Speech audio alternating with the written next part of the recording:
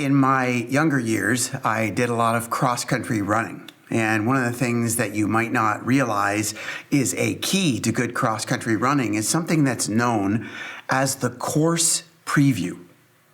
When I was older, you would preview the course multiple times and from weeks in advance and walk it, run it, and become very familiar with it. When you're a little kid, you show up to the cross-country meet early and they take the whole field of kids and walk you through the course before the race, which might seem really odd given that you're taking kids on kind of a not insignificant hike before contesting an endurance event. But it's important to preview the course in cross-country running, not just if you're going to be the person at the front leading the race. It's important for everyone to know the nature of the journey you're about to embark on. That's the importance of the course preview. You want to know where those hills are that you need to prepare for and brace yourself for. You need to know when the trail thins and you won't be able to pass anybody, and so you can make your moves before then. You need to know when the ground is unsafe or undulating, or you need to be careful about it. And you need to know when it's going to open up and the wind's going to be at your back and you can just go wide open. Now, it's important to know throughout your journey in a cross-country race the terrain, the undulation, the course in front of you. And so the course preview is really important. The question is, how does that apply to our lives of faith? Especially when you consider that the scriptures teach this. In Hebrews chapter 12, it says, "Let us run with perseverance the race marked out for us, fixing our eyes on Jesus, the pioneer and perfecter of our faith." The scripture describes a life of faith like running a race, like going on a journey. And of course, Jesus is at the center. Jesus is the finish line. We're pursuing the following of Jesus in a life of faith. But have you ever stopped to take a step back and to try to preview what the course of the race of a life of faith actually looks like? What it involves, when it gets hard, when you need to kind of brace or prepare yourself. Are you even familiar with the contours of the course of the race of the life of faith? Well, we've got 3 weeks in between the midsection of the book of Acts that we just completed in our study there, and a deep dive in advance of Easter that we're going to dig into during the season of Lent, where for these 3 weeks, we wanted to share with you a resource that's been really significant for us as a leadership called The Critical Journey.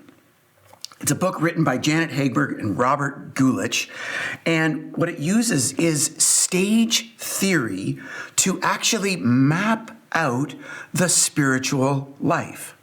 And in these various stages that it maps out, essentially these stages describe the various invitations of Jesus along the way in our spiritual journeys that you may or may not be familiar with, whether you follow Jesus for a little bit or a long time. And so for today, in week 1, we're going to just become familiar with these stages. We can put on the map the stages of faith that the critical journey represents. And there's basically 6 + 1 stages that we're going to kind of work through from an awareness level today. You'll see beginning with stage 1, that's referred to as the recognition of God. It's called that because essentially at that stage, you awaken to the reality that someone actually is behind all of this.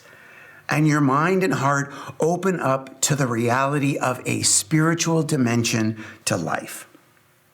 This recognition of God can take place at age 3. It can take place at age 93. There's no specific recipe.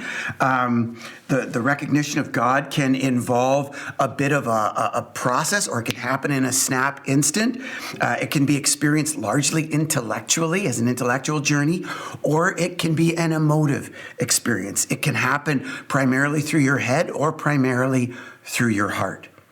The point is, it can happen differently for everyone. The common denominator is that for the very first time, we awaken to the idea that there's more to life than just what we see, that there's a spiritual dimension to life, and someone is actually behind all of it.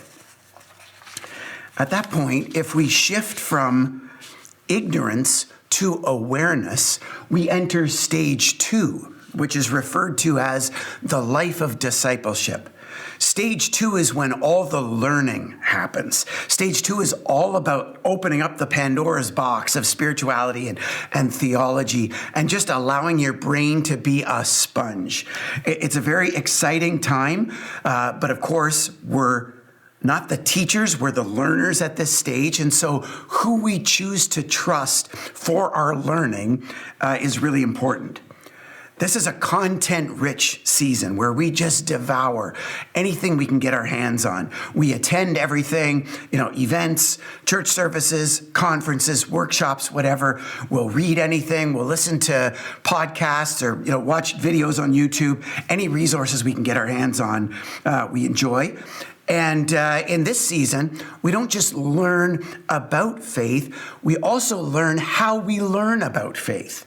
And we can discover our individual spiritual pathways to growth and to discipleship. Where for some of us, we're more introverted, and so our spiritual pathways may look like more silence and solitude. Some of us are more relational, and so our spiritual pathways may be more conversational in community. For some of us, we may grow more spiritually through real academic, in-depth study of the scriptures, digging into commentaries and things. For some of us, we may grow more spiritually through exposure to the arts and worship and music and things like that. Again, there's no one recipe. This is just a season of intensive learning called the life of discipleship.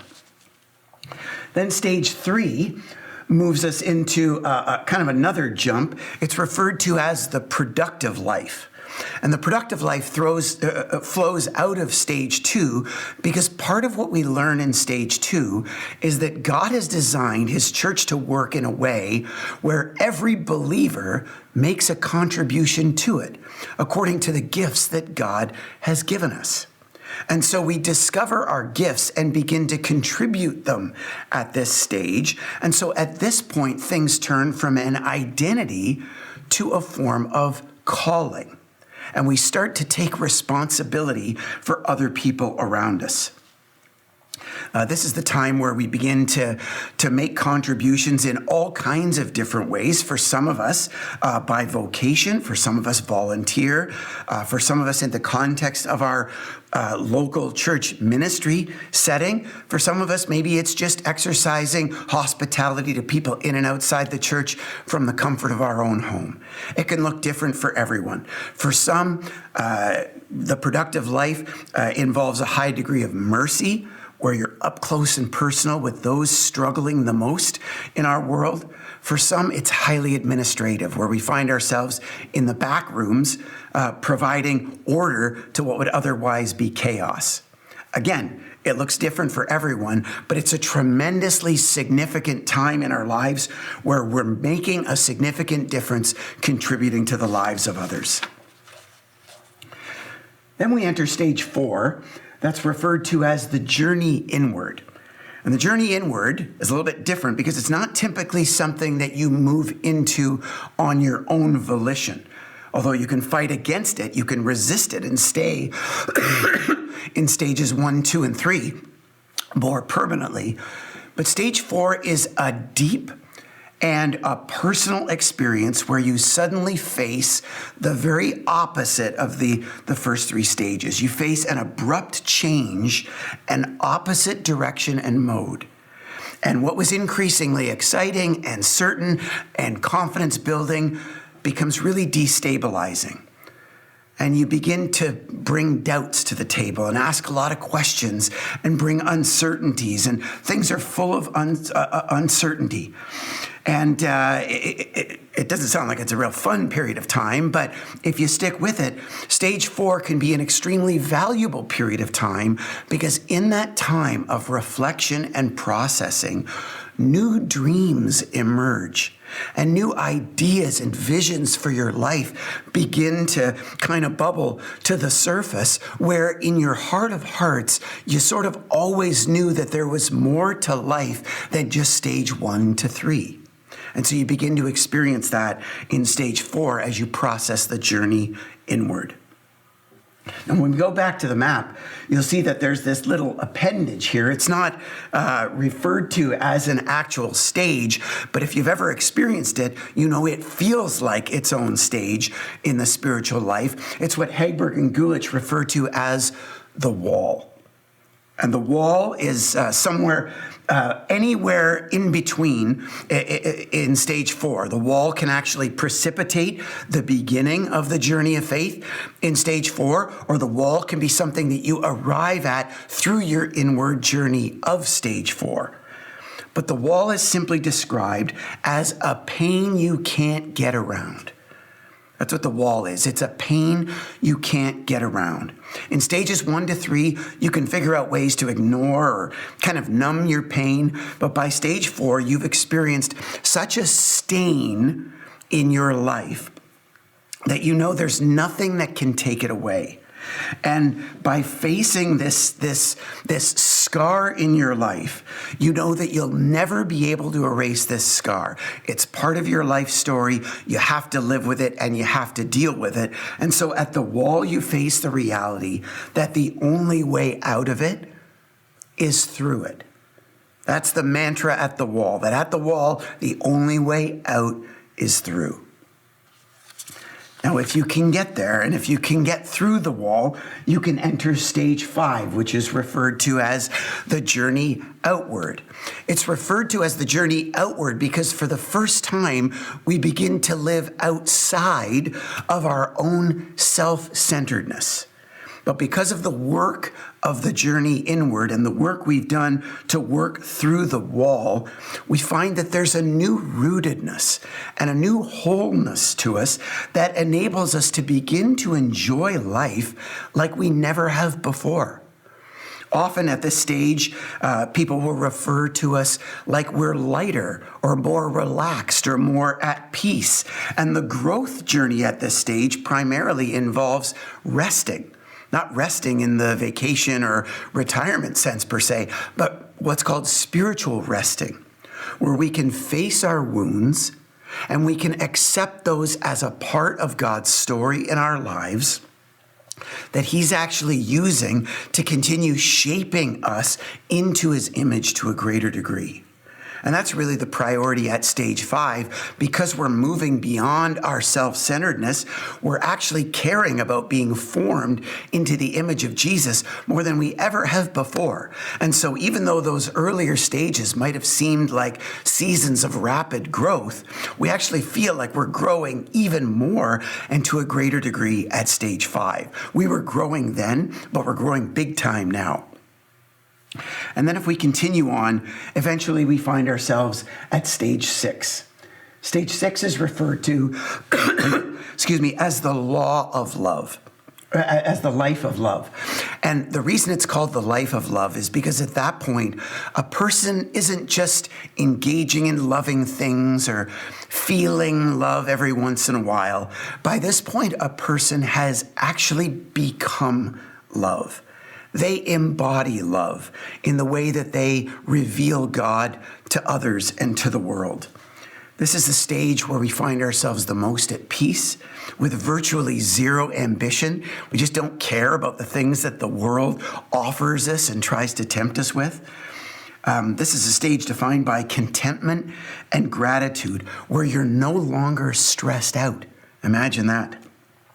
And you begin to, at stage 6 in the life of love, you begin to kind of come full circle because you start to experience what's referred to as a second naivete, where you almost have a childlike wonder and appreciation for the simple gifts in life that God has given you.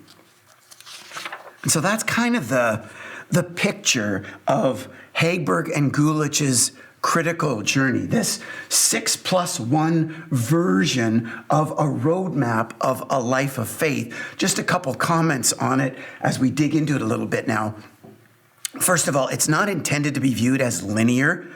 There is a bit of an accrual nature to it, and so you can add your recognition of God. You can add discipleship to that and add productivity to that and accrue. But I've seen it described more effectively like a spiral that you can journey upward and downward in the course of your life. Just don't expect that it's A plus B plus C, and you journey through it in a completely linear way. As well, the rate in which you go through these stages tends to go slower the further along the journey you are. And so where you might experience more rapid growth earlier in the spiritual life, it might take longer to journey through some of those latter stages. And what it means to journey through these stages essentially is to discover what it takes to get unstuck when you find yourself in them. That's what moving through the stages is all about. It's about discovering what can keep you stuck there and about getting unstuck. So, for example, if you're not interested in gaining any awareness or learning and just living in your ignorance, you'll stay stuck in the recognition of God. If you can't get past this either or, black and white, us and them polarized thinking, you'll never get past the life of discipleship. In the productive life, we're driven more by ambition than obedience. And so we have to gain an overall humility and a sense of servanthood so our life isn't lived as a performance if we're going to get past stage 3. If we're going to get past stage 4, we need to get out of the funk and the downward spiral of our own self-reflection and navel-gazing. And then by the time we hit the wall, to journey through the wall, we need to incorporate both what we learn from the spiritual life and from the psychological world and start integrating those together. The good news is that by stage 5, you really don't get stuck. Just over time, eventually evolve into stage 6, into the life of love. And so the whole journey is about discovering where we find ourselves and where we might find ourselves stuck and what it takes to get unstuck. Now, I don't know about you, but even though this mapping is a lot more of a biographical roadmap than a biblical one, meaning it's based on hundreds of people's years and decades of experiences as opposed to chapter and verse theology, I certainly hear the invitation of Jesus at every stage. And in fact, the model of the critical journey actually kind of paraphrases in my mind what Peter taught in 2 Peter chapter 1, when he said there, make every effort to add to your faith goodness, and to goodness knowledge, and to knowledge self-control, and to self-control perseverance, and to perseverance godliness, and to godliness mutual affection, and to mutual affection love. It's not an exact comparable, but you can certainly see the accrual nature of, of adding to your faith. And in addition, you can see some of the essences of some of those stages that Hagberg and Gulich have captured in the critical journey, like the knowledge intensiveness of stage 2, or the perseverance required in stage 4, the mutual affection in stage 5, and obviously the finish line of the life of love in Jesus Christ that this is all about pursuing. So one of the questions we want to consider is where we find ourselves in this critical journey, where we find ourselves on the race course of the race of the life of faith. And so today we want to make a resource available to you. There's a website or a web link on Janet Hagberg's website that we've turned into our webpage. You can go to southridgechurch.ca/SLI. It stands for Spiritual Life Inventory, and it'll take you to that link. You can go there and discover where you might land yourself these days on the spiritual journey. Just want to take one more observation of the overall map before we move on into the next couple weeks. And that is to appreciate this, that notice in the first 3 stages, the recognition of God, the life of discipleship, and the productive life. Those 3 stages disproportionately lend themselves to be supported by the ministries of a local church. The worship services that can stir up a recognition of God, or the life groups or short-term groups or classes that can help stimulate a life of discipleship, and the ministry environments that can provide opportunities to use our gifts and flex the productive life. Local churches are highly effective at serving those first three stages. But in the latter three stages, the things that we require to move through them are less provided by local church ministries. I want us to appreciate that, not as a comment of the effectiveness of local churches, but rather as a statement of the independence that happens as we mature. Because sometimes what happens, especially when people find themselves around stage 4 or wrestling through the wall and navigating so much pain and confusion, is that they find their experience of the church to be so much less supportive than it used to be that they're disappointed and disenfranchised by the church. And so they end up at that point bailing on church community altogether and trying to go the spiritual journey alone, or abandoning the spiritual journey itself. And I want us to appreciate that these latter stages lean differently, and in that sense, less heavily into the programs and ministries of a local church, because that's what maturity demands. When Jesus invented the church and described it as his body and bride, he didn't have like a maturity ceiling on it that we would somehow at some point graduate out of. Meaning we're not too mature for Jesus and the vision that he has for the family that he desires to be a part of. But just like in any family dynamic where we were once highly dependent as participants in the family, eventually we grow to an independence. And that independence doesn't change our status in the family, but it changes how we leverage our participation in it and how we're able to contribute to it and experience it differently. Especially when you consider that the essence of maturity is the shedding of consumerism. We begin to view the church and need the church and expect from the church differently. And so in the coming weeks, we're going to dig way deeper into that as we discover more about what it's like to be on this spiritual journey of faith together. Next week, we're actually going to look at the collective aspect of the critical journey and try to kind of map out where we find ourselves as a whole community, even though we're all in very different places. And then in week 3, we're going to consider what unity looks like. Unity in a common journey towards Jesus and his life of love, given the fact that we are from a variety of different locations with hundreds of us across Niagara in hundreds of different places on this map. What does it look like for us actually to be journeying together and to each be experiencing and encouraging and supporting one another on that journey? We're excited to dive into this series in these next couple weeks.